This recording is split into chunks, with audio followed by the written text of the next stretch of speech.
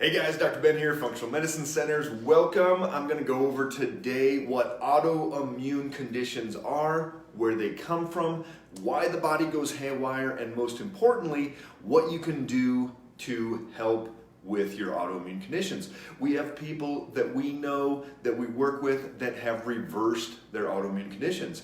Their MS, their Hashimoto's, their rheumatoid arthritis, their lupus, their alopecia, lots of different autoimmune conditions out there. So welcome everybody, and I'm going to give everybody a couple minutes to jump on because this is really important information to get through, and there's so many people that are dealing with autoimmune conditions. Think about this. When you put all of the autoimmune conditions together, it's the third leading cause of death in the United States. I mean, it's crazy. That's up above COVID, that's up above everything out there except cardiovascular disease and cancer.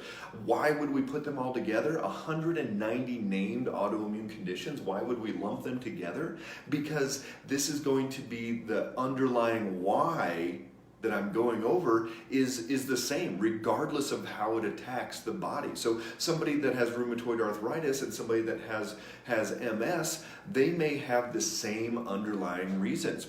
Hey Kim, good to see you. Go ahead and pop down below anybody where you're watching from. Love to see all the different people out there all over the country, all over the world. And if you've got any questions, I'll try to see them as I'm going through here, but if I don't, we'll get to them later as well. So drop us any questions. If you haven't already liked and followed our page, do that. Share this with anybody that you know that's worried about autoimmune, that's dealing with autoimmune. These are things that people need to know and understand. Okay, so autoimmune in general, 8 to 1 female to male. I know, ladies, not fair out there, but it is. Hey, Julie, good to see you in Akron, Colorado there. So it's not fair, 8 to 1 female to male. It's 190 named autoimmune conditions, meaning, get a little bit better light here, meaning that we know of at least 190 different autoimmune conditions out there, and yet it's very misunderstood. Hey there in Alabama, good to see you.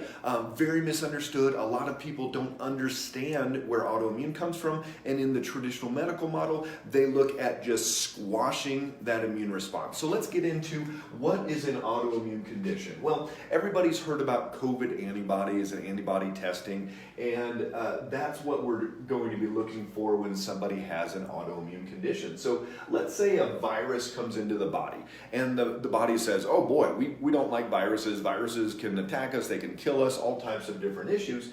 And so we create something called antibodies, and the antibodies are going to tag that virus for destruction. So if you saw the 12 Strong movie of the military guys after 9/11 went into Afghanistan and helped the freedom fighters go in and attack the Taliban, but they basically were telling the B-52s where to bomb, and that's basically what the antibodies do. They do not destroy things, they tag things for destruction. So antibodies tag that virus, and then the T cells, different types of immune system cells come in and destroy that virus. So that's how a normally functioning immune system works. What happens when we start talking about autoimmune, so let's say we're talking about rheumatoid arthritis, and this is the end of a bone, and we're going to create antibodies to that joint surface, and we're going to start attacking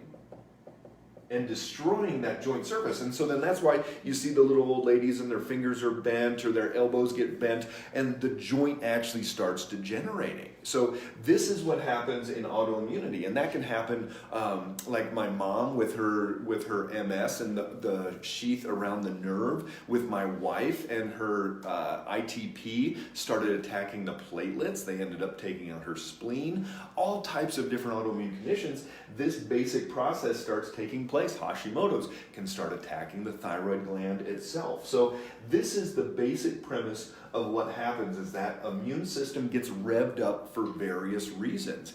And in the traditional medical model, they give two three main drugs out there. Prednisone is going to be a big one. Anybody been on prednisone? Give me a thumbs up if you've been on prednisone, and probably give me a thumbs down because you did not like it. Most people do not enjoy being on prednisone. They get puffy. Their body goes in this inflammatory state that it comes out puffy. All these different things. So prednisone is common. See some thumbs coming up there.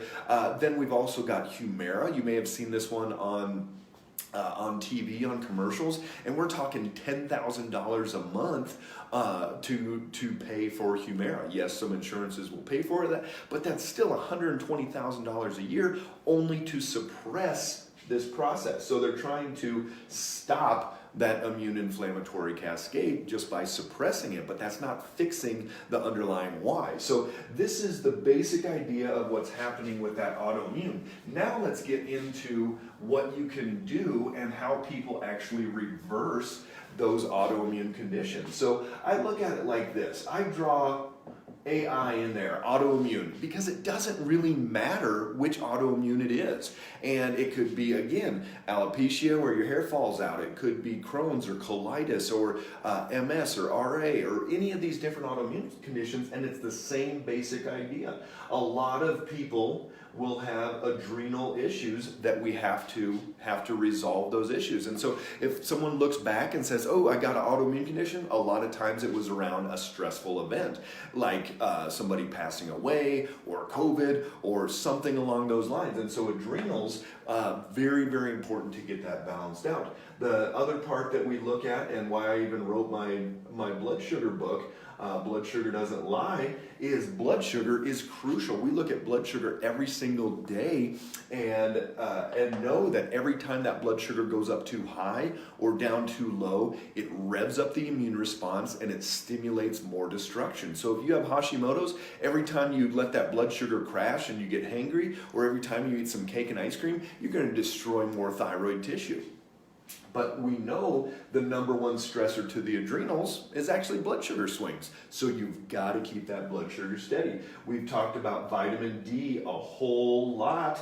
And in autoimmune, it's crucial. We've got to get people up to that 80 level for autoimmune is what the research shows, that we have to keep that as consistent as possible in there. So get outside in your bikini or take enough vitamin D. Infections, a lot of times people will get some type of an infection that will cause that immune system to go haywire. I had a patient come down from Casper last year, and she had been bit by a mosquito, and it stimulated this immune response, started attacking her platelets, had to go on infusions, all types of different things. Was it West Nile? They never knew, but some type of infection triggered that. So that can be chronic sinus infections, that can be gut infections, all types of different things. You've got to get the infections out of the body. Another thing that we look at is what's called leaky gut. And leaky gut, probably 95% of our patients that we look at that have autoimmune, their digestive tract is not working like it should, meaning the barrier system that keeps the bad stuff out is allowing that bad stuff into the digestive tract. I always say it's like coming with a bazooka instead of a little BB gun. So if you can deal with something with a BB gun, you don't need to blow up everything around it, and that's what's happening with this immune response. Leaky gut, very, very common. We see it on people all the time. Estrogenic events. So again, 8 to 1 female to male ratio of autoimmune. Estrogenic events is a big part of this. So last year I found 3 teenage girls in 1 month that had Hashimoto's. Why? Puberty. So it could be going on birth control. It could be going through a pregnancy. So many women that I see say they were never the same after having one of their babies. First, second, third, fourth, whichever baby it was, their body went haywire after that. Sometimes going through menopause, sometimes going on hormone replacement. But estrogenic events is a huge part of driving this autoimmunity. Then we look at environmental things, and so it can be heavy metals, toxicities, it can be a mold exposure. I've had patients move into a moldy house, and they're in that 25% of the population that has the genetics that are going to stimulate that body to go haywire. So you've got to make sure someone's environment is working as well as it possibly can. Then everybody's favorite here, one of the most common food allergies that stimulates and drives autoimmunity is going to be gluten allergy, gluten intolerance, but there's a lot of other foods that can do it. Number one, especially for Hashimoto's, is gluten. For most people that have Hashimoto's, we just take them off gluten in general because we know there's such a connection between those, and we've got to get that balanced out. I could keep drawing lines off this, but this is the basic premise of how you can reverse your autoimmune conditions, and how we have patients that their Hashimoto's markers go away. I just had a lady yesterday from Scottsbluff, Nebraska, that her Hashimoto's markers went away over the last 4 or 5 months, even being pregnant. We've got people that can reverse these things, and their plaquing on their MRI goes away with MS. Their rheumatoid arthritis markers go away, and they're not destroying their tissue anymore. Their hair starts growing back. Their gut heals up. All types of different things because they address these underlying whys.